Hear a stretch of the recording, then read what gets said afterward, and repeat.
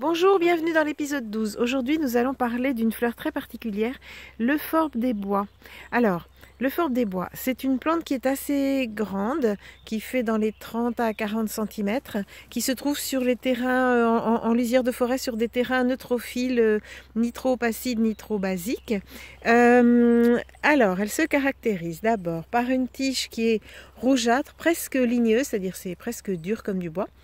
Des feuilles qui sont plutôt réparties sur le haut de la tige, qui sont vert foncé et qui sont oblongues.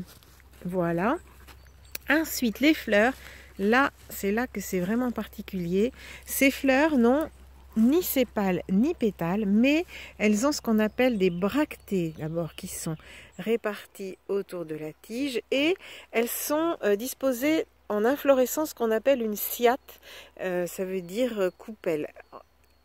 L'intérieur de la fleur.